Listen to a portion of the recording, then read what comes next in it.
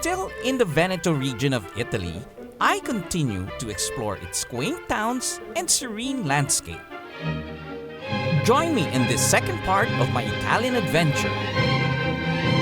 From the waterways of Treviso to the grand canals of Venice.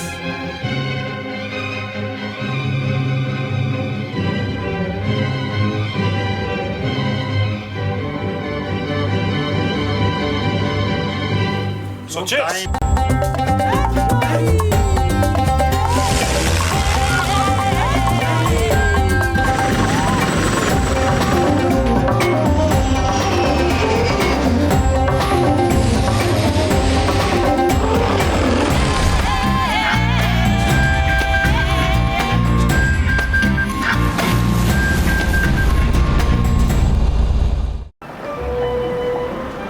I make my way to the town of Treviso.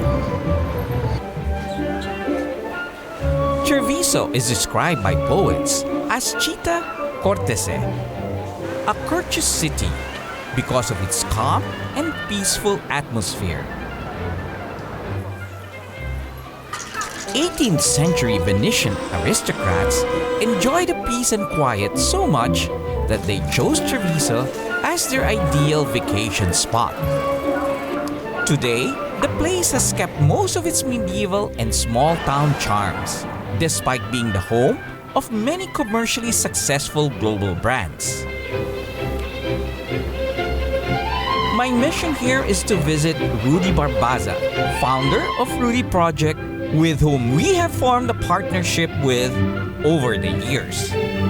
At Rudy's invitation, I head to their headquarters in Treviso. Hi, good morning.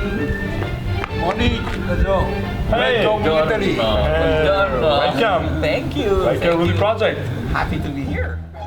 I was here to pick up my new glasses. And this became a good excuse to meet them for the first time. We are a worldwide company. We're present all over the world, and we are very proud to be a leader company in the sport market. But we have a very family. That's great. And I'm happy to be part of the family. Rudy and his son Simone gave me such a warm welcome. Thank you. Your glasses in the ear. My glasses is there? Yeah. Let's move on. Okay. Enjoy. Okay. Yes. Oh, you've got a big warehouse here.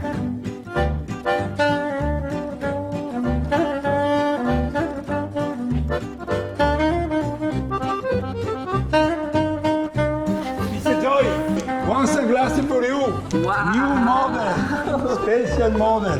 Yes. Okay, please. Okay. Taste. I will try it.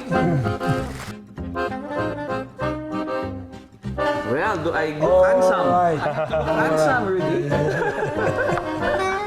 Come join. Here's where we make the quality control of all our sunglasses. Quality is so important for us because we sell all over the world, and in some markets quality is so important. So Sure. we really check every detail, every single scratch. Veronica is our expert in the quality. She's been working here for more than 10 years. Wow. So she has a lot of experience, and she can take care of your Oh, you can glasses. still adjust. I think just a little bit loose. The whole company is just run by your family up to today. Yeah. It was founded by Rudy, by my father, and me and my brother. We are the second generation, and we are now leading the company. Well, I can see your marketing is very good. Which department do you manage? Yeah, I manage marketing and communication.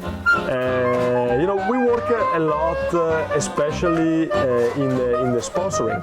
Right. We sponsor more than 10,000 athletes around the world. What about me? Can I be an athlete? I'm not hopeless. We can consider you. I'm not too fat. Well, what do you think, Roy? Is it the right? Good? But how do you make all of this? Who designs? How do you design? How do you develop new styles? And of course, I know it's the material and everything. It's quite a hard job. I can show you something in our design department. Oh, would love to see that.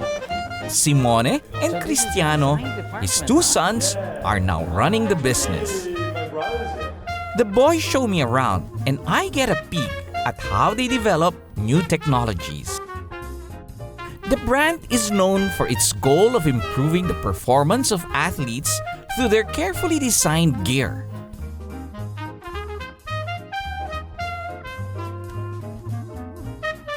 Let's say that our intention was to do something that was not in the market, to do something completely new. So we wanted to do a sport eyewear for the athlete that didn't exist. Meaning we focus on the performance of the products, on the aesthetics, on the colors, on ergonomics. Yeah. And we came with something really revolutionary. I see. But your dad is the first one to design all of this. Well, my dad has an history before we founded this company coming from the sports. So he has a lot of connection and relationship with sportsmen. That's why we came into this. And let's say that from the first year, I was very young at that time, but 2 years old? No, I was, let's say, around 16 years old. And but immediately joined the project, and since that day I continued. A sports eyewear is not just an eyewear; it's a technical instrument that can enhance your performance. Like true Italian artisans, their passion for design, style, and advanced technology has made them a favored brand in many types of sports. Visiting the Rudy Project headquarters showed me how this global brand rose to success but still managed to maintain a small, family-like atmosphere for their workers. Coming up next, I sail away from the marina into the heart of Venice.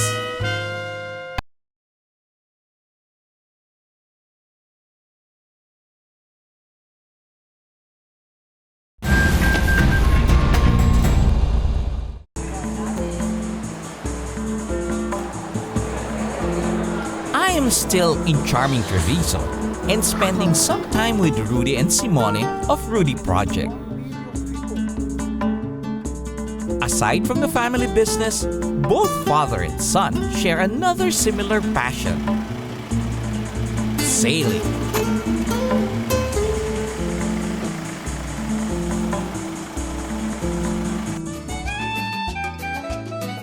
From Treviso, we drive to Jesolo, a seaside town popular among tourists in the summer months.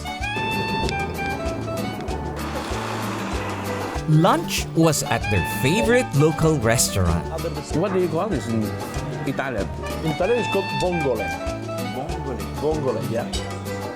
It's very typical from the Venetian area because the coast here is made by sand, you know. So these animals used to stay under the sand. So that's why it's quite typical of this area. This is something that is very good in living near the shoreline, huh? Yeah. So you always have good seafood.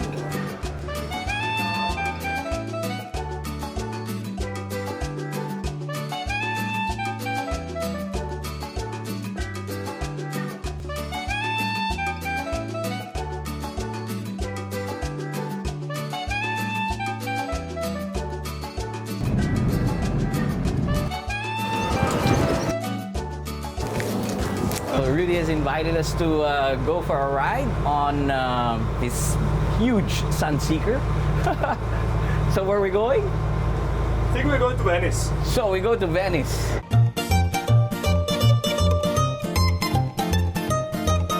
Docked in the marina is the family Sunseeker. Inside, it had everything needed for a comfortable, quick getaway. And that was exactly what we planned to do.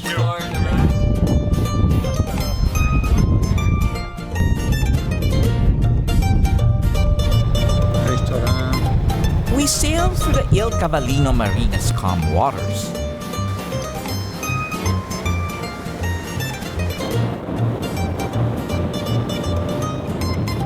All of a sudden, pirates!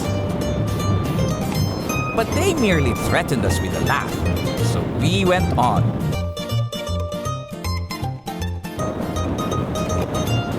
And pretty soon, we find our way into the waters of Venice.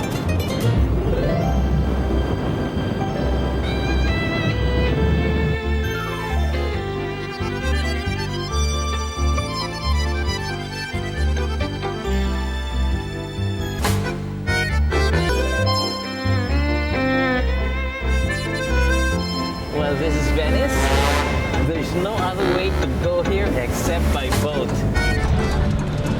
With a cool breeze and the sun shining brightly, I was entertained by Rudy's many stories. So Rudy, you have very good life here in Venice when you were young. Very good life. He and I had a similar experience in our youth, starting a business born out of passion. Rudy with sports and me with aviation. And this, of course, is Amalfi. And this is Venice number one. What makes our experience alike in many ways is that we had to undergo many challenges, but the stubbornness to succeed prevailed. I was very happy to meet another individual who shares the same passion for adventure and living a charmed life. Reaching the port of Venice, I decided to disembark and explore the city on foot to fully appreciate its enchanting beauty. That's up next.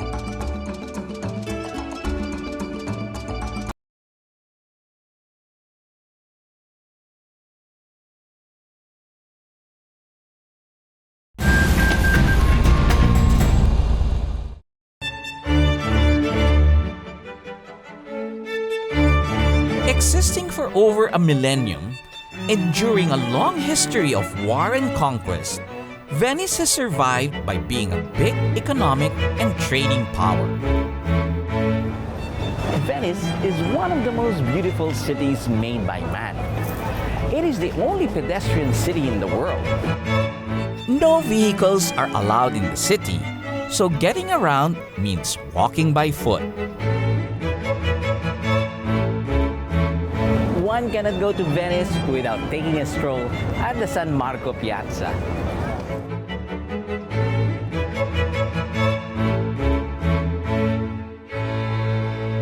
San Marco, or Saint Mark, one of the Bible's 4 evangelists, is the city's patron saint.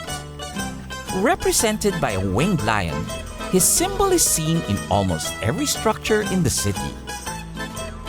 Venice is renowned for the beauty of its setting, its architecture, and its art. The whole city, along with its lagoon, is listed as a World Heritage Site. Made up of small islands, the resulting canals encourage the flourishing of nautical culture, which became the main economy of the city. Venice was built over the lagoons as a refuge from invaders in the countryside. Residents from nearby cities fled to the marshy area to escape the Germanic and Hun invasions. They built settlements over the water, which grew over the centuries. The buildings in Venice were constructed with closely placed wooden piles. If you're wondering why the wood hasn't rotten over the centuries, it's because they are submerged in water, where the low supply of oxygen does not make it decay rapidly. Today, those canals still provide the means of transportation of goods and people within the city.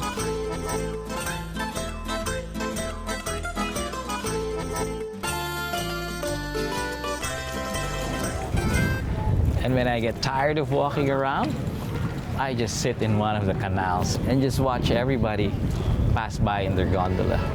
The classical Venetian boat is the gondola. Today, it is mostly used for tourists or for important ceremonies like weddings, and funerals.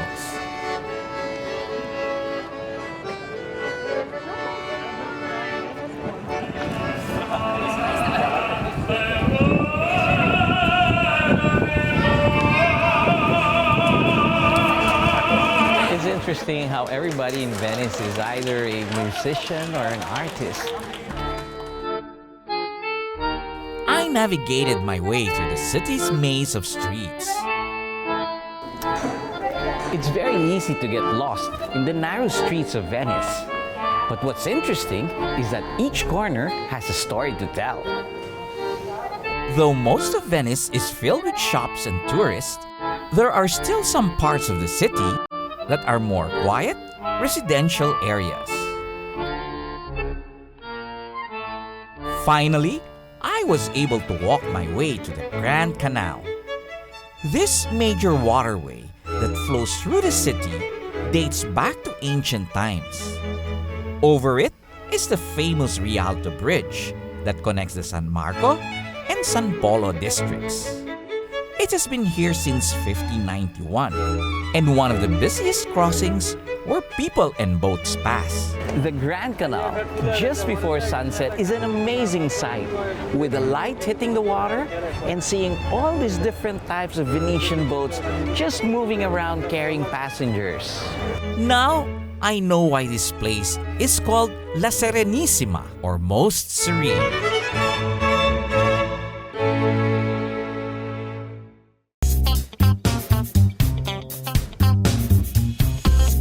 Not being content by just exploring Venice from the ground, I meet up again with Jack and Lisa at the Aeroporto Nicelli in Venice.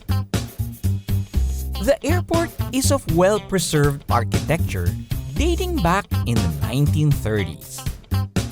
I hopped on board the Robinson and ventured to see the city from a different perspective. We've seen Venice by water and by foot.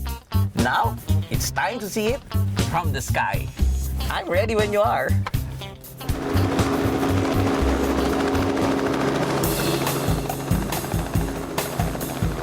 I flew over the Venetian islands together with Mirko Zanato, a friend of Jack and Lisa. Venice is actually made up of 118 big and small islands. 118 is a big number, and unfortunately, we only have fuel to fly over and get familiar with a few. Flying over beautiful places around the world is every pilot's dream. I'm the lucky one that gets a chance to do this.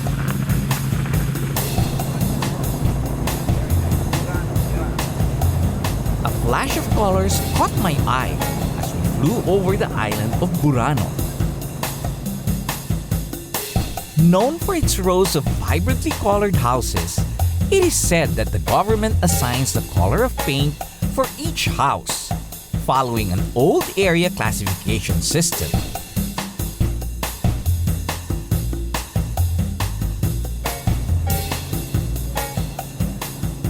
Another island with an interesting history is the Isola di San Michele.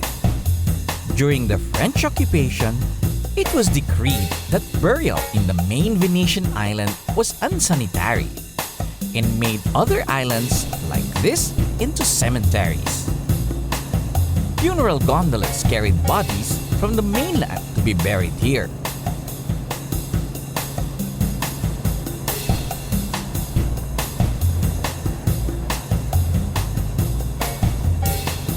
At the tip of the mainland is the Isola di San Giorgio Maggiore. Owned by the wealthy Memo family, the whole island was donated to the Benedictine monks to have a monastery built in honor of Saint George. Today, it is the headquarters of an art center and open-air theater. As we made our way back to the airport, I noticed some activities along the stretch of Lido Beach.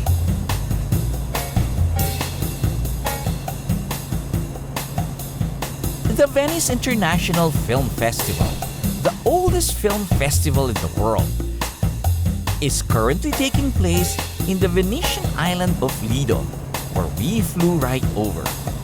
So we'll be flying over the film festival area. No one knows me, but I'll still say hello to them.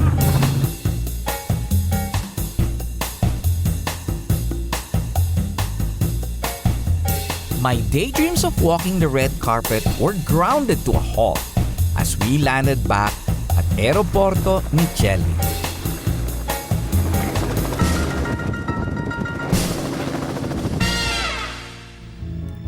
Meeting Rudy Barbaza and his family was a very nice experience. His spirit of adventure and zest for life must be his secret for staying young. And I am definitely taking some notes from him. The views of the Venetian islands, with its many buildings and bridges, blend together into the lagoon, making one fantastic view from the air. And an experience of the old world, seen through the rich culture of the city of Venice, invigorates one's senses. From the water to its cobbled paths, and now from the air, I think this certainly completes my Venetian adventure. This has been your captain, Joy Roa. See you in the next Asian Air Safari! Nel blu, dipinto di blu, e chi dici di stare lassù? E volavo, Venice, punalte del sole con coro più su, mentre molto pian piano sparivo lontano laggiù.